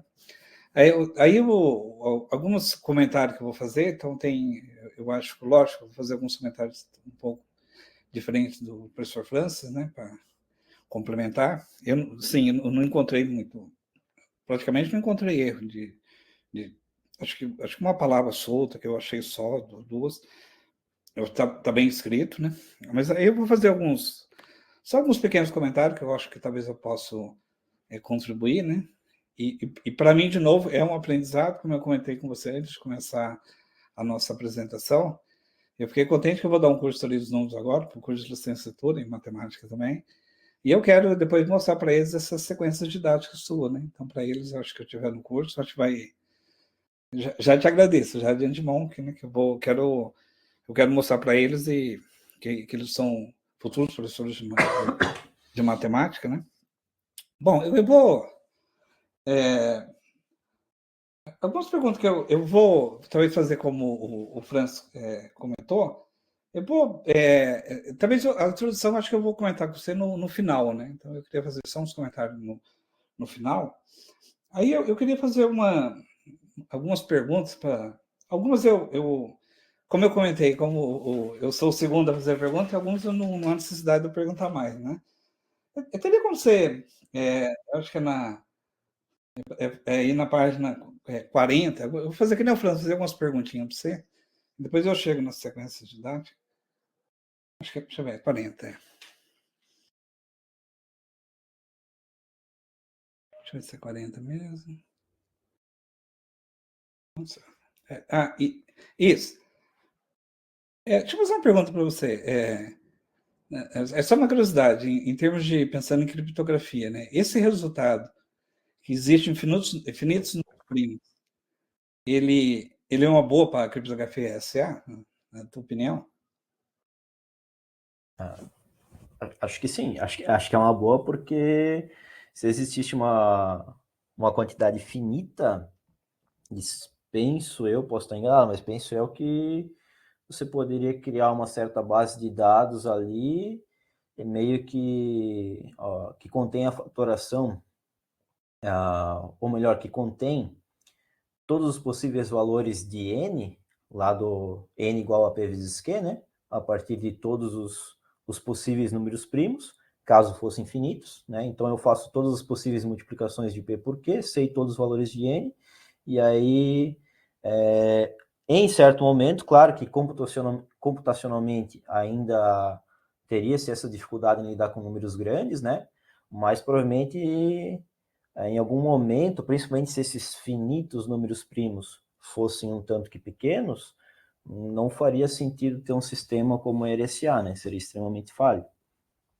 Não, perfeito. Eu queria ver a tua opinião, perfeito, sim. de fato, porque se você tivesse, inclusive não existe uma forma para você criar um número primo, né? Então você tem, já foram várias tentativas também, né? Então, lógico, os números de Mersenne você até comenta e são alguns candidatos, né? Isso, né? Não, perfeito, sim, só para bom, aí eu estou fazendo essa pergunta porque eu acho que na sequência, deixa eu ver, aí, então, uma coisa interessante também que eu falei que ia deixar essa introdução no final, mas acho que talvez valesse a pena colocar, porque o que eu percebo assim, né, aí em cima disso, né, como você comentou, né, e você comentou muito bem no material, né, porque lógico, isso aqui é uma coisa de ordem didática para você colocar em sala de aula, como você comentou, que você viu, você falou do PIC, né, então você estudou, aritmética é modular, aí você também estudou o sistema criptográfico RSA, porque, lógico, se a gente pegasse um PEI a nível didático bem pequeno, né, sei lá, como você colocou lá, 11, 5 e 11, né, você colocou no material, lógico, você não precisa nem um computador, né, para fazer isso, você consegue até na mão. Mas você comenta de maneira interessante, né, que tem, como é que fala, para... Você comenta que são a quantidade de casas, né, que centenas, milhares, né, perfeito, né, de fato. E também uma coisa interessante, eu acho que também você poderia comentar também, eu acho, até para vender o teu peixe, né? Talvez também na introdução, é que eu acho que tem eu estava olhando sobre a biografia, tem 2 livros do Abramo, né? Tem um que é o livro que ele do Prof. Mate, e tem um outro livro que ele tem que é um outro livro, eu acho que é nesse outro livro, que ele até comenta sobre isso também, né? Que ele tem uma sessão bem curta, agora eu não vou lembrar o nome da sessão, porque a densidade de primos na reta, né, à medida que para valores muito grandes na reta, a hora que a gente vai tendendo infinito, a probabilidade de você controlar um número primo, ela vai tendendo a zero, né, essa probabilidade, né? E aí, então, repare que talvez até alguns comentários desses, até para você vender, porque eu acredito, assim, que eu ia até perguntar para você, nas sequências didáticas, que tem a ver com essa pergunta que eu vou falar, nas sequências didáticas que você colocou, você chegou a pensar em fazer alguma sequência didática falando do teste de primalidade, por exemplo, fazer o crivo de Aristóteles para até um certo valor, você chegou a pensar em alguma uma sequência didática nesse sentido? Bom, sinceramente, não, eu não cheguei. Na verdade, assim, eu não que não é que eu não queria, mas assim, eu pensei em não estender com muitas sequências didáticas, Sim, focar, imagino. apresentar algumas, porque de fato, a partir do tema da dissertação, você consegue criar inúmeras sequências didáticas, né? Dá para fazer um repertório bem vasto. Mas no momento da dissertação, eu definia as 3 ali que eu quis apresentar, foquei mais nelas e não cheguei a pensar em trabalhar em algo com o crivo nesse momento. Não, eu estava fazendo essa pergunta por causa do... eu imagino que tem a questão do volume da dissertação, tem também a quantidade de tempo, né? São várias variáveis em jogo, né? Eu imagino. Eu não só estou comentando isso porque o aluno, na hora que ele vai para o conceito de número primo, né? Então ele podia fazer o teste que ele tem lá no ensino médio. Ele faz o teste e ele pode imaginar que ele não precisa de computador, né? Então imagino que o cripto só até um certo valor pequeno, né? Então ele vai conseguindo, ele vai riscando fora todos os múltiplos de um certo primo, né? Então ele vai indo. E aí ele vai vendo que esse teste de primalidade ele vai ficando complicado, né? Então seria a ideia de passar, porque uma coisa que eu achei interessante, você falou na introdução, você deu um exemplo até da soma dos ângulos internos de um triângulo, né? Que era 180, né? Para ele chegar que era 180. Eu ia até comentar se você... Está corretíssimo, achei a ideia interessante. Porque como você está falando muito de teoria dos números e criptografia, por exemplo, se você pegasse um exemplo desse, né, um exemplo só, né, aí à medida que você ia comentando, ele ia ver na dificuldade, e aí você podia instigar ele para usar lógico, ele não vai ter um computador potente aqui em mãos, né, mas pelo menos uma calculadora, para ele perceber na dificuldade, para ele perceber que, em um certo momento, o problema já virou computacional, já nem ele tem um modelo matemático que tem que seguir, mas não dá para fazer na mão, né? E aí tem muito a ver com o comentário que você fez na introdução, né? E aí ele começa a perceber que como você vai falar sobre criptografia e RSA, então o final é criptografia RSA, que é a última, como eu diria para você, a sua última sequência didática, né? E então você está pegando lá o n, produto de dois valores muito grandes, né? Então, só para dizer que depois você poderia também olhar, até não sei se você também comentar o grau de dificuldade que é, porque em criptografia é interessante você pegar, de fato, números com uma quantidade de dígitos muito grande, e, inclusive, quando eu dei o curso de Zoom, foi um certo tempo que eu não dou, toda vez que essa vez eu não cheguei a fazer aqui para a banca, eu sempre vou em algum site e vejo qual que é o recorde, né? Então, eu sei, e geralmente quem quebra os recordes são institutos, departamentos ligados à computação, né, que o problema virou de ordem computacional mesmo. Então, eu acho que é uma coisa interessante você passar para o professor, né, porque o material do Profimat ele é destinado para professores, né, que vão debruçar, né, que eles têm algumas propostas, né, diferentes para levar para a sala de aula, né, e aí ele é um tema muito rico, né, então ele é um tema que chama atenção, que nem você comentou que eu achei muito interessante o comentário que você falou assim, mas para que eu vou usar talvez uma calculadora, sendo que lá na prova do Enem eu não vou poder usar? E aí você comenta, achei maravilhoso o comentário que você faz na introdução, que não é só isso, você tem que informar o cidadão para ele pesquisar, ele tem, não é só preparar ele para o Enem, né? Então, ele era um tema que você venderia bastante o peixe. A hora que eu vi, né, eu achei nesse sentido. É por isso que eu comentei, né? E aí, continuando nessa linha, eu estava olhando também tem um livro, não sei se vocês... deixa eu pegar aqui o nome do autor, eu quero comentar com você, um livro que tem, não sei se vocês conhecem esse livro aqui, porque eu anotei o nome dele aqui para mim, eu fiz umas anotações aqui. Vocês chegaram a ver um livro que tem, ele chama Livro dos Códigos, do Simon Zeig. Ele é um historiador da matemática. Vocês conhecem esse livro? Eu já ouvi falar, mas já ouvi falar bastante. Era uma das referências que eu queria, inclusive.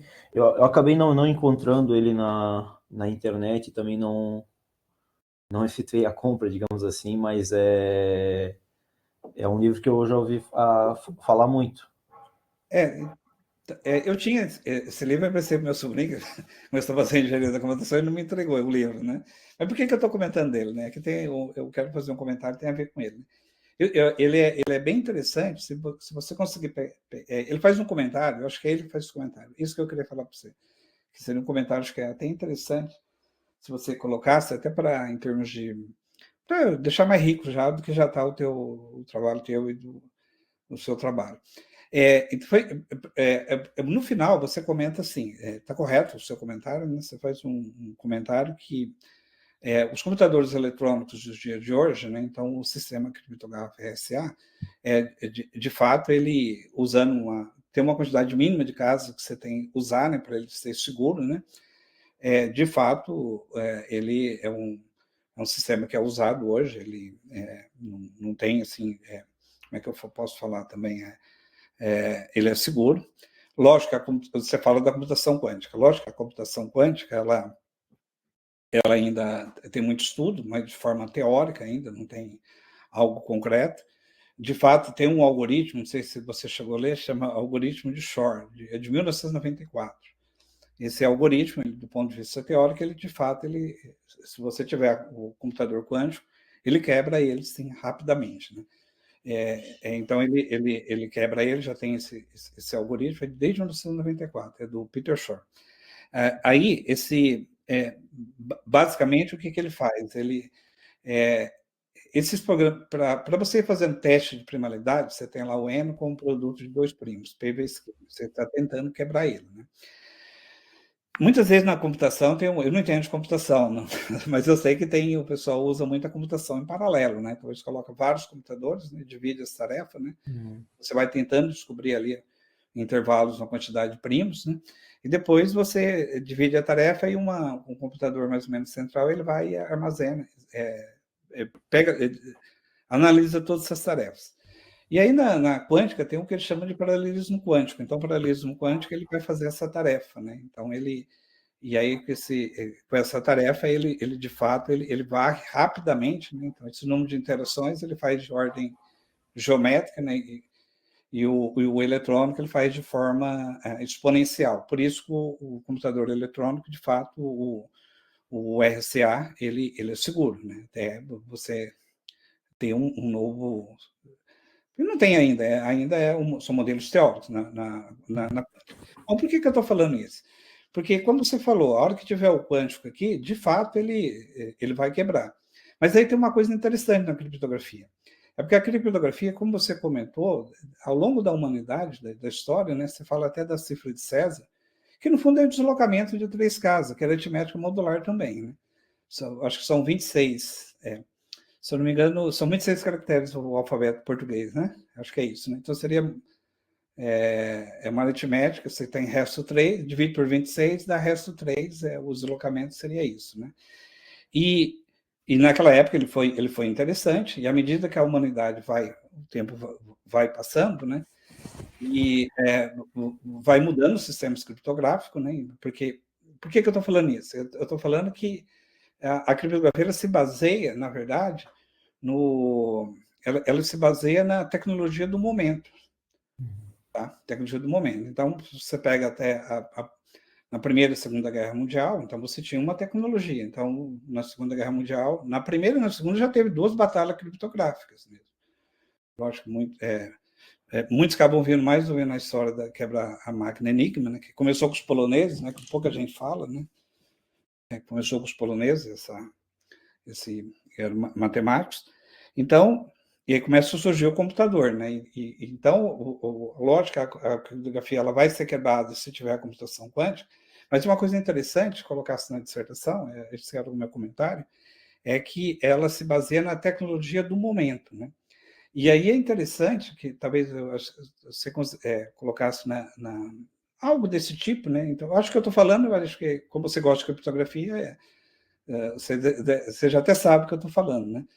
Então, eu acho que é algo interessante você vender o peixe também, né? Que até para que as pessoas, muitas vezes, né? Lógico que a gente, o tempo todo, eu gosto de aplicação de matemática também, gosto muito, mas não é o tempo todo que a gente consegue, né? Mas só que muitas vezes você pega, por exemplo, números primos. Até 1977 não se conhecia muita aplicação de números primos assim.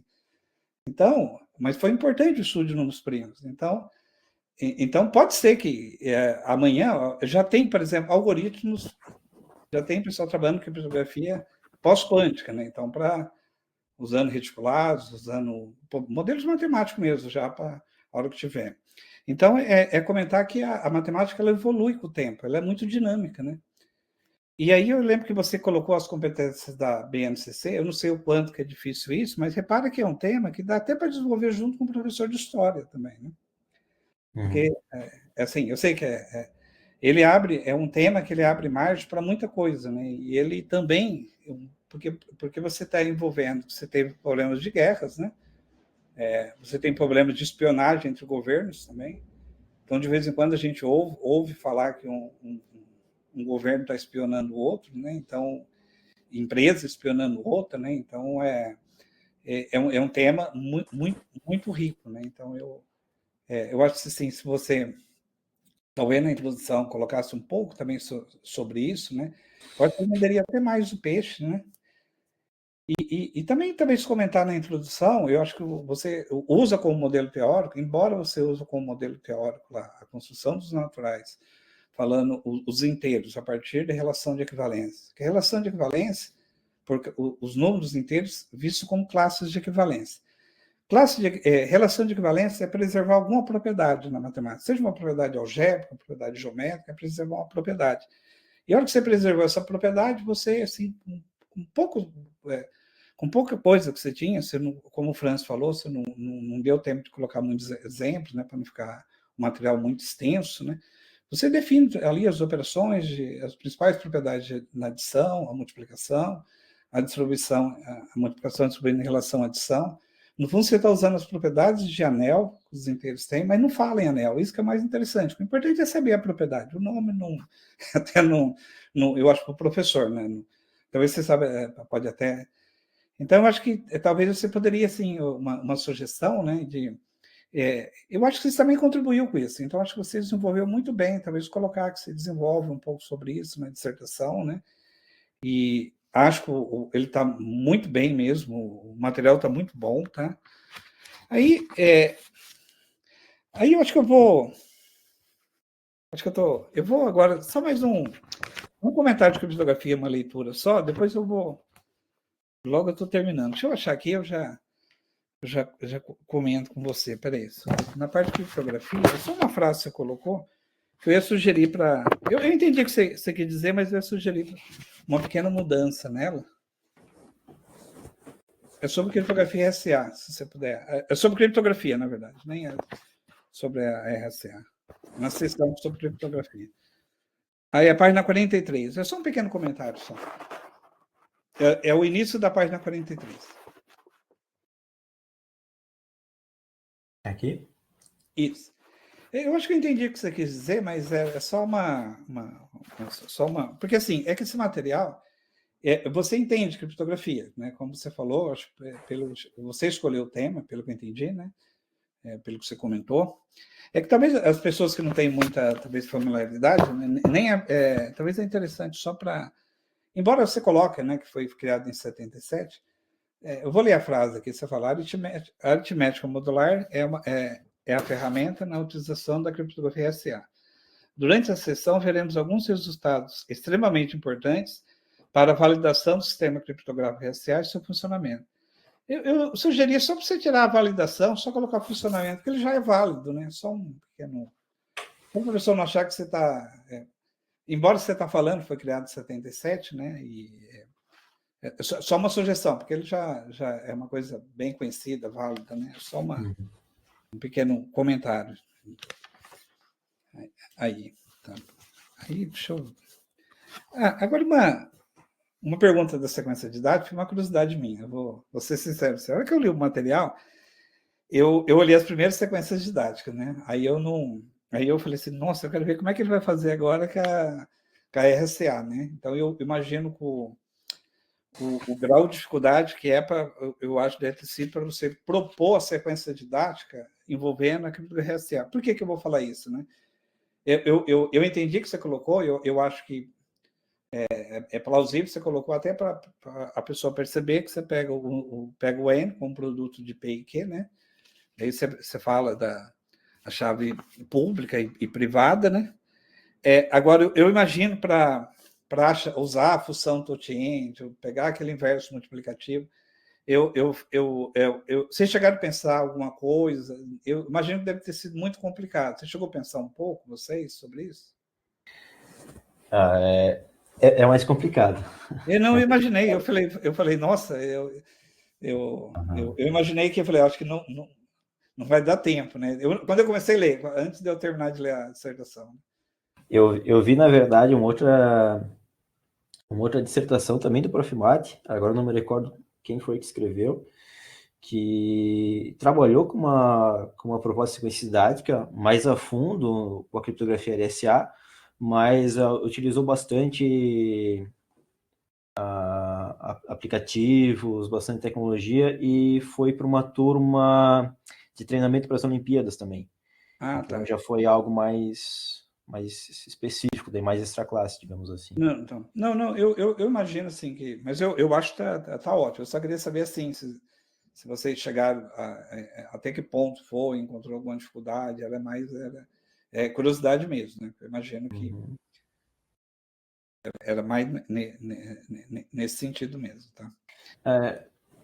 Eu tentei também fazer uma planilha no Excel. Eu queria fazer isso a princípio. Eu não sabia se ia dar certo ou não, mas eu tentei fazer uma planilha no Excel que fizesse esse processo de codificação e decodificação. encriptar e desencriptar, com o RSA, mesmo com valores de P e Q baixos, só que não deu certo, porque na hora de efetuar, não é apenas pegar N igual a P vezes Q, né? Tem todo um processo, e acaba no meio do processo gerando números extremamente grandes. Mesmo você escolhendo valores como 5 e 11, por exemplo, acaba gerando valores muito grandes e a própria planilha não dá conta. Tá. Não, eu imagino. Eu acho que acho que eu esqueci de falar para você sobre o livro do Simon. Aquele comentário que eu falei para você, que ele, pelo menos se você conseguisse achar esse livro, a introdução, se você conseguisse ler, né? Ele dá bem aquela ideia que eu falei, que a criptografia se baseia muito na tecnologia do momento, né? Então ele vai descrevendo desde pelo menos você lê a introdução, o começo, que ele fala que é um livro bem grosso, né? Que ele começa desde e termina lá na parte de criptografia quântica, né?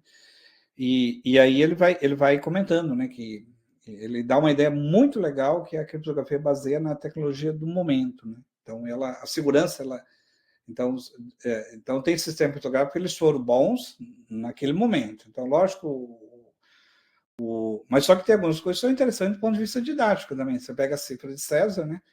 Embora ele dá para você trabalhar legal a questão de aritmética modular, né? E fazer uma brincadeira com os alunos, até para como você comentou, para ele aprender até se divertindo, vamos dizer assim, né? Eu imagino. Bom, agora, por fim, eu ia fazer só um comentário que assim, só para você e o Felipe parar e pensar o que vocês acham, não, é só uma sugestão, tá? Só uma sugestão só. Eu acho, assim, uma opinião assim, particular, tá? Aí você vê com o Felipe, né? Vocês discutem. Eu acho que o título da dissertação, eu acho que vocês fizeram mais do que está o título. Bom, porque o título está assim, né? Era só uma sugestão que eu ia fazer com vocês. Que o título está assim, Criptografia RSA e algumas propostas de sequências didáticas na educação básica. Só que vocês também trabalharam com aritmética modular, né? Então não foi só criptografia RSA, né? Eu não sei se vocês colocassem um pouco antes, por exemplo, aritmética modular com aplicações em criptografia RSA e algumas propostas de sequências de dados na educação básica. Por que eu comento isso? Porque imagina a hora que a pessoa for no banco de dados lá do Profmat, algum professor, ele quer falar, eu quero ver alguma aplicação sobre aritmética modular. Também, na hora que aparece criptografia RSA, então ele nem vai, talvez, clicar no material só pelo título, ele vai falar, eu queria... Aí, a hora que você coloca aritmética modular também, né, que vocês trabalharam muito bem na parte de aritmética modular, né, usando essas sequências didáticas, né? Então, eu acho que venderia um pouco mais o peixe. Só uma ideia para vocês pensarem, tá? Aí fica só uma sugestão, tá? Não nenhuma... Bom, de um modo geral, era esses os comentários que eu mais aprendi aqui do que passei para vocês. Agradeço muito essa oportunidade, tá? Agradeço ao Michel, ao Felipe também, por ter lembrado aí, né? Um grande orgulho, fui professor dele, tive essa honra, né? E ver assim, um ex-aluno nosso aí dando aula numa grande universidade no Brasil, né? Que é a Universidade Federal de Santa Catarina, uma universidade de destaque a nível nacional. Então, para a gente é um orgulho vendo aí como você está. A gente vê o Michel aí, você vê com todo o gás aí que você ter orientado, né? E parabéns para o Michel, né? E legal que ele está Ele falou que agora, esse ano, ele não está, né, dando aula, mas ele tem uma experiência em sala de aula. Eu imagino que o Profmat vai contribuir muito, né? Eu imagino que você já é um professor bem dedicado, porque se não fosse, você nem estaria fazendo o Profmat. Né? Só de você ter feito o Profmat, corrida atrás, é que você quer mais. Né? Espero que você passe tudo isso aí para a gente continuar tendo bons professores nas escolas, né? Como vocês que levantam a bandeira aí nossa aí no Brasil, né? Que a educação que é tão importante, tá? Muito obrigado. Eu que agradeço, professor. Edson, agradeço imensamente seus comentários. Eu tomei nota aqui de algumas coisas. Por exemplo, por que não adaptar as sequências didáticas para incluir o crivo de Eratóstenes? Eu acho que seria interessante a gente incluir, sim, Michel, vamos fazer isso daí, é uma ideia boa, porque você consegue, por mais que você aumente a carga da sequência, não tem problema, coloca uma aula extra para fazer isso, mas o estudante aprende a pôr a mão na massa, né? Criança ali, 12 anos, ela ainda está com essa coisa de se sujar de terra, né? De colocar a mão na massa, de trazer um pouco de significado para ela quando ela coloca isso com a mão na massa, né? Até dá para, sei lá, fazer alguma coisa mais construtiva, alguma coisa com papelão, sei lá, alguma coisa do tipo. Vamos pensar nisso daí. Nós temos 90 dias para pensar nisso daí. Também, você falou para a gente fazer um comentário na introdução sobre o grau de dificuldade de se calcular o número primo, né? Eu acho que cabe um parágrafo sobre isso, tá, Michel? Principalmente de você colocar ali algum site em que existem sites que compilam os números primos que são calculados, quem calcula, né, usando o poder computacional, vale a pena colocar um parágrafo sobre isso. E também vale a pena você falar um pouco sobre o livro do Simon Singh, e depois eu converso contigo sobre ele, né, mas o Edson deu uma boa ideia, eu vou pedir para a biblioteca comprar esse livro aqui, que é um livro que a gente não tem aqui na biblioteca e a gente precisa desse livro na biblioteca. O The Code Book, né, o livro dos códigos. Ô, Felipe, sim. Pode falar. Na introdução, se você quiser, eu posso tirar um xerox da introdução, pelo menos, e enviar para vocês depois. Sim, claro, claro. Vocês me cobram para vocês. Pode deixar. Pelo menos o livro é muito... Não dá porque é muito... Mas pelo menos é grande. Beleza, pode deixar. Eu falo contigo, sim. Obrigado pela disposição. Também tem a coisa da mudança na frase ali da página 43, do início, e principalmente inserir a aritmética modular no título. A gente vai... a sua sugestão é que seja aritmética modular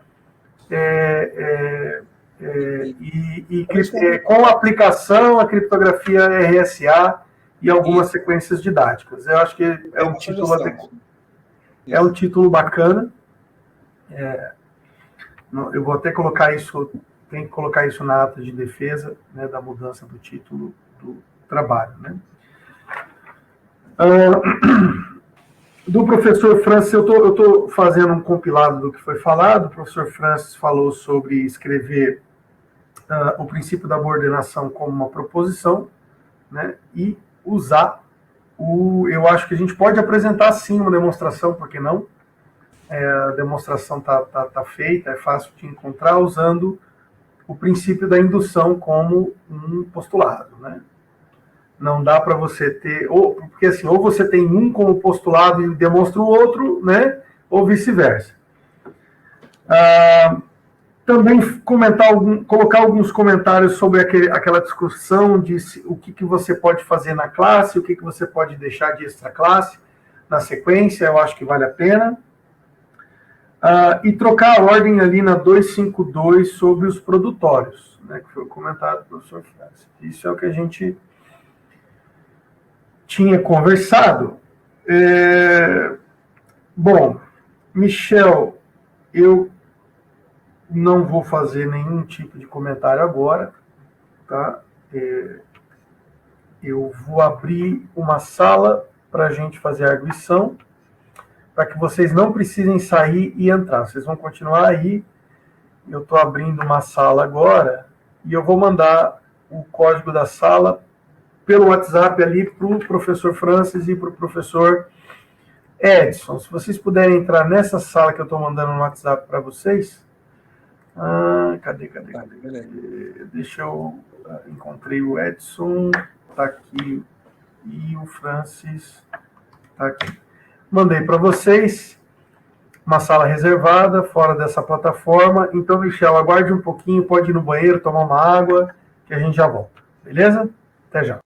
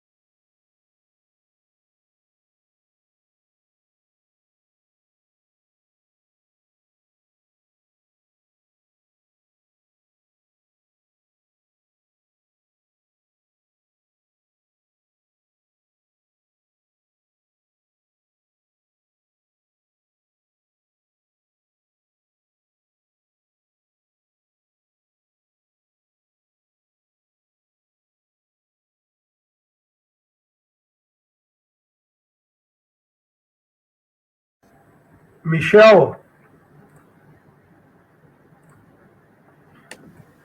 Olá. Michel. Pode entrar com a tua carinha aí, cara. Aham. Tá nervoso, Michel? Agora não. Agora não, agora que vem o veredito e você não tá nervoso? Agora já passou. Ah, beleza. Pô, você não precisa nem arrumar o cabelo, né? Tem essa vantagem. O pessoal tá voltando aí, o Edson Francis. Vou esperar eles chegarem para eu dar o veredito. Chegou o Edson, ó, com essa risa, esse sorriso, ó, né? Coisa assim que contagia, velho. Bom, depois de uma grande discussão, assim, muita discussão, muita discórdia, um puxa para lá, outro puxa para cá, e briga, dedo na cara, né? Assim, foi uma discussão muito difícil, né, Edson? Foi uma coisa assim muito difícil. Ah, brincadeira, não foi tão difícil assim, né? Os dois gostaram do teu trabalho. Eu também gostei como teu orientador, mas quem analisa é eles, né? E eu queria dizer que você foi aprovado, mestre em matemática, parabéns! Aê! Né? Parabéns aí pela medalha de ouro, né? Depois dessa maratona vigorosa, né? Você merece. Parabéns para você, para sua família, né? Para os seus amigos que te ajudaram muito nessa trajetória. Parabéns mesmo. Muito obrigado. Quer dizer alguma coisa, Michel? A palavra está contigo. Depois do seu discurso, a gente vai tirar uma foto, tá? E aí depois eu abro a palavra para a banca e a gente encerra. Eu gostaria de, no texto, depois eu vou citar maiores agradecimentos, mas aproveitar aqui para citar duas pessoas que foram fundamentais na minha educação e que não tiveram oportunidade de estudar, né, por mais tempo, mas que sem elas eu nunca teria chegado, nunca teria conquistado o que eu conquistei, nunca teria chegado onde eu cheguei. Então, eu não posso deixar de citar aqui o nome da minha mãe, Maria Salete Klitsky, e da minha falecida oma, né, falecida avó, em homenagem também, Nina Klitsky, que sempre me motivaram a estudar, sempre fizeram tudo por mim, para que eu seguisse nesse caminho, nessa trajetória, e sem o apoio delas, desde da infância, eu não teria conseguido chegar onde eu cheguei. Então, eu sou extremamente grato a elas. Benção demais. Parabéns aí para sua mãe, né, e para sua falecida oma. O Edson não sabe, mas os alemães chamam a avó de oma e o avô de opa, né? Por isso eu imaginei que fosse, né? É como se fosse o nono e a nona, né? Isso. Então... Aproveitar e dar parabéns, viu, Michel? Que esse mestrado vai fazer diferença muito, acho, para você aí, para continuar melhorando aí, né? E você continue sendo bem sucedido. Espero que você não pare, continua, viu? Você sabe que já tem um doutorado no Profmat, né? Que você dê continuidade, né? Parabéns, sucesso para você e para toda a família aí, né? Obrigado. Obrigado. Muito legal, tá? Muito legal. O professor Francis quer fazer algumas palavras? Bom, primeiramente, tudo de bom para você agora no seu futuro. Eu sei que tudo que você aprendeu vai aplicá-lo. Já está dando sinais de que você está dominando o conteúdo que você recebeu e está administrando e dispersando, né, o conhecimento através do que você está produzindo, tá? Parabéns e todo sucesso daqui para frente para ti. Muito obrigado, professor.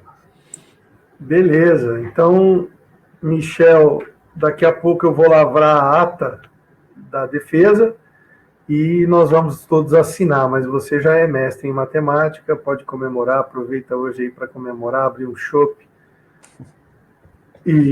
Abrir um chopp não, abrir uma cerveja ou pedir um chopp, né? Comer um Eisbein, sei lá, uma pizza, o que você quiser. Hoje a festa é tua, você merece, né? Vamos fazer uma foto, então. Eu vou fazer um print, hein? Todo mundo bonitinho, olhando para a câmera. Deixa a minha câmera focar. Deixa eu só checar aqui se eu não fiquei embaçado.